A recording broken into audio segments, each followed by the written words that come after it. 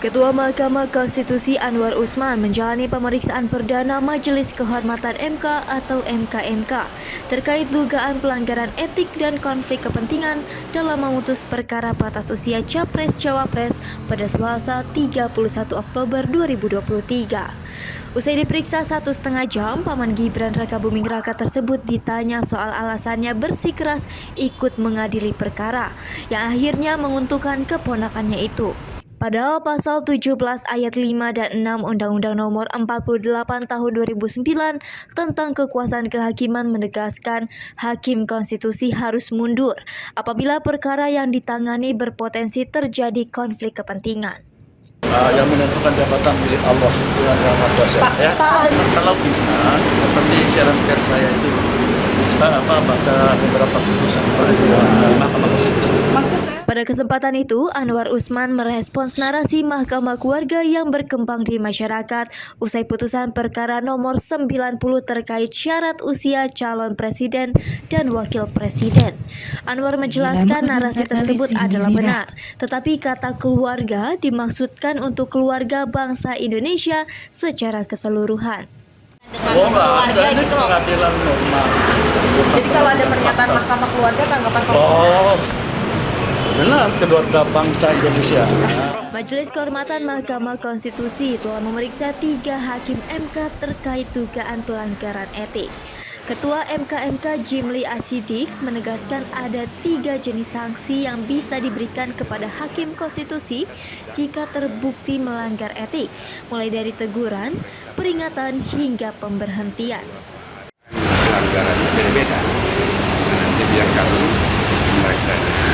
Harapannya tidak lain supaya kepercayaan publik bisa kembali.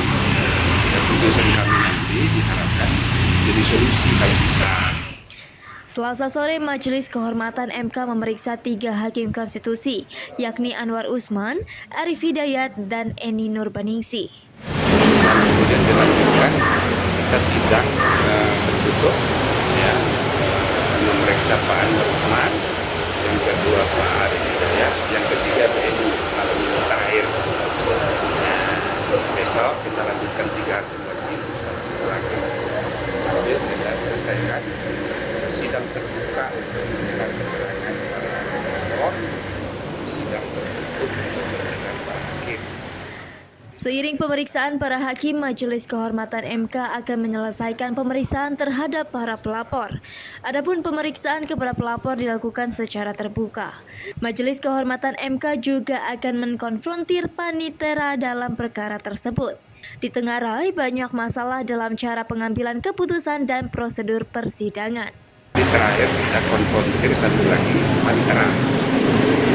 Banyak masalah dalam cara pengambilan keputusan dan prosedur persidangan dan administrasi yang berkenaan dengan cara bekerja dalam mengambil keputusan.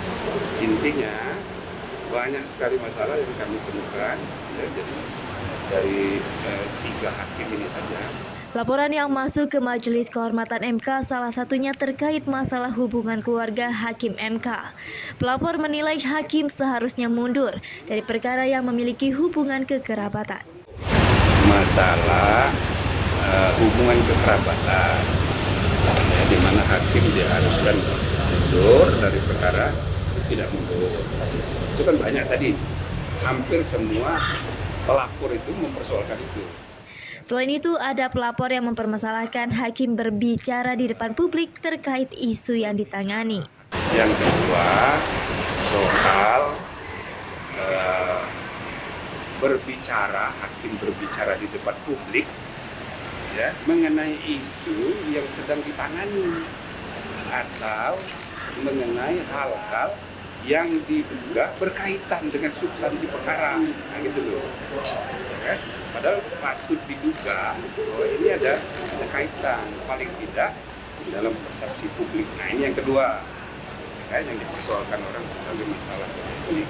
Laporan ketiga, diketahui ada hakim yang saking kesal lalu mengungkapkan kemarahannya ke publik. Yang ketiga, itu ada hakim yang saking kesal, ya kan, mengungkapkan kemarahannya ke publik.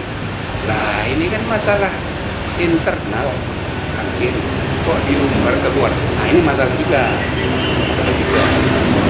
Jenis laporan berikutnya terkait hakim yang menuliskan perbedaan pendapat atau dissenting opinion namun tidak pada substansinya. Terakhir, soal prosedur registrasi di MK yang tidak runut dan terkesan loncat-loncat. Pemung Susapto melaporkan untuk Apa Kabar.